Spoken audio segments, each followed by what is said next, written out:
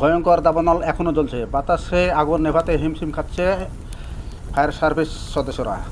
ভয়াবহ এই দাবানল দেখে আতঙ্কিত অনেকেই। কিন্তু জানেন কি কীভাবে সৃষ্টি হয় এই দাবানল? চলুন জেনে নিই দাবানল যেভাবে সৃষ্টি হয়। দাবানল হচ্ছে বনভূমি বা ঝোপঝাড়ে পরিপূর্ণ এলাকায় লাগা অনিয়ন্ত্রিত আগুন। ধরুন একটা বনভূমি দীর্ঘদিন ধরে শুষ্ক ও উত্তপ্ত অবস্থায় আছে, সেখানে আগুন লাগলো। তখন স্বাভাবিকভাবেই শুষ্ক গাছ আর ঝরা পাতা সংস্পর্শে আগুন ছড়াবে দ্রুত এক গাছ থেকে অন্য গাছে। একেই বলে দাবানল। দীর্ঘদিন ধরে ব্যাপক তাপমাত্রা ও আর্দ্রতা, বজ্রপাতের আধিক্য, খরা, পাশাপাশি খুবই পুরনো ও শুষ্ক বনজঙ্গল দাবানলের ঝুঁকি বাড়িয়ে দেয়। প্রশ্ন হচ্ছে দাবানল কীভাবে হয়? এটা প্রাকৃতিক কিংবা মনুষ্য সৃষ্টি দুভাগই হতে পারে। প্রাকৃতিক কারণগুলোর মধ্যে তাপদাহ, অনাবৃষ্টি, খরা, বজ্রপাত, আগ্নেয়গিরি, লাভা। মানুষের মাধ্যমে সৃষ্ট হতে পারে আতশবাজি, লাইটার, জ্বলন্ত সিগারেট, এমনকি ক্যাম্পফায়ারের ছোট্ট আগুন থেকে। এছাড়া ইচ্ছাকৃত অগ্নিসংযোগের ফলেও হতে পারে। শুনে অবাক লাগলেও এটাকে দাবানলের অন্যতম কারণ হিসেবে বিবেচনা করা হয়। মানুষ নানা স্বার্থ হাসিলের জন্য ইচ্ছাকৃত আগুন লাগিয়ে থাকে। বিশ্বে দাবানলগুলোর 84% সৃষ্টি হয় মানুষের কারণে। বন্যা কিংবা ঘূর্ণিঝড়ের চেয়েও এই দাবানলকে ভয়াবহ দুর্যোগ হিসেবে ভাবা হয়, কারণ অন্যান্য দুর্যোগের পূর্বাভাস পাওয়া যায়, দাবানলের কোনো পূর্বাভাস নেই। ফলে জমি ও সম্পদের প্রচুর ক্ষয়ক্ষতি হয়। এছাড়া এটাকে থামানো কোনো কার্যকর উপায়ও থাকে না। দাবানল কমানোর জন্য কিছু পদক্ষেপ নেওয়া হয়, যেমন পানি ঢালা হয়, যেখানে আগুন লাগে তার সামনের কিছু অংশ পুড়িয়ে ফেলা হয়। দাবানল এগিয়ে নিজে থেকে পুড়িয়ে ফেলতে না পারে।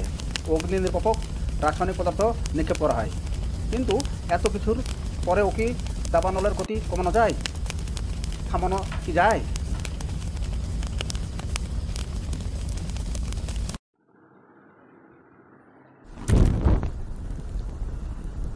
সাম্প্রতিক সময়ে যুক্তরাষ্ট্রের ক্যালিফোর্নিয়া অঙ্গরাজ্যে ভয়াবহ দাবানল ছড়িয়ে পড়েছে। শুষ্ক আবহাওয়া, মরুভূমির তীব্র বাতাস এবং দীর্ঘস্থায়ী খরার ফলে এই আগুন একের পর এক এলাকা ছড়িয়ে পড়ছে। লস অ্যাঞ্জেলেসের প্যাসিফিক প্যালেস থেকে শুরু হওয়া এই দাবানল এখন পর্যন্ত যে পরিমাণ এলাকা পুড়ে ছাই করে ফেলেছে তার আয়তন সমগ্র ঢাকা শহরের আয়তনের চেয়েও 20% বেশি।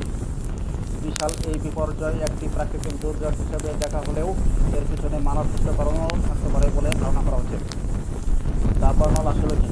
দাবানল সৃষ্টি হওয়ার মতো শুষ্ক পরিবেশে কোনো বনে আগুন লাগলে তা সহজে নিয়ন্ত্রণ করা যায় না। বনের ঝরা পাতা থেকে শুরু করে ছোট বড় সকল বৃক্ষ এই আগুনকে সামনে নিতে সাহায্য করে। ঘন্টায় প্রায় 20 কিলোমিটার গতিতে চলতে সক্ষম এই আগুন সামনের দিকে যা কিছু পায় সব কিছু পুড়িয়ে নিঃশেষ করে দেয়। সেই কারণে অধিকাংশ ক্ষেত্রে দাবানলের আগুন আপন মনে যতক্ষণ খুশি জ্বলতে থাকে।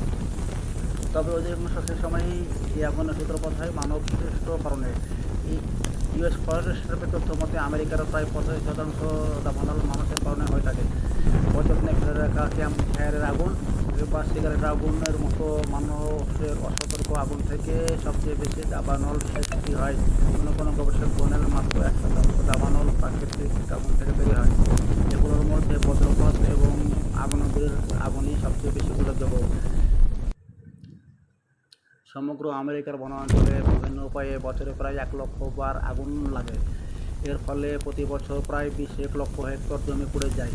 গত 30 বছরে দক্ষিণ আমেরিকার আমাজন বন, আফ্রিকার কঙ্গো রেনফরেস্ট এবং ইন্দোনেশিয়ার সুমাত্রা দ্বীপে লক্ষ লক্ষ একর বনভূমি মানবসৃষ্ট দাবানলে ধ্বংস হয়েছে। সাধারণত চাষাবাদের নতুন জমি সৃষ্টি করার লক্ষ্যে বনে আগুন দেওয়ার পর বিশাল দাবানল সৃষ্টি হয়। দাবানলের ক্ষতিকর প্রভাব আক্রান্ত অঞ্চল ছাড়াও আরও বহু দূরে ছড়িয়ে পড়ে। দাবানলের আগুন থেকে অগ্নিঝড়, আগুনের সাইক্লোন বা আগুনের টর্নেডো তৈরি হতে পারে, যা নদীর মতো বাধা পেয়েও দাবানলকে সামনের দিকে এগিয়ে নিয়ে যায়। শুধু তাই নয়, দাবানলের ধোঁয়া ও ছাই অনেক দূরবর্তী অঞ্চল পর্যন্ত ছড়িয়ে পড়ে। সাইবেরিয়ার টাইগ্রা তৈরি হওয়া দাবানলের ধোঁয়া 3000 মাইল দূরে জাপানের ওসাকা শহরকে ঢেকে দিয়েছিল। অস্ট্রেলিয়ার ব্ল্যাক সাইটে বুশ ফায়ারের ছাই 2000 মাইল উড়ে গিয়ে নিউজিল্যান্ডে পড়েছিল। দাবানল মানবসৃষ্ট বা প্রাকৃতিক যাইভাবেই হোক না কেন এটি ক্ষতিকর রূপ নিলেও এর ভিতরে কিছু কল্যাণকর দিকও রয়েছে। দাবানল কারণে বনের মৃত পচনশীল প্রচুর পরিবেশিত হয়।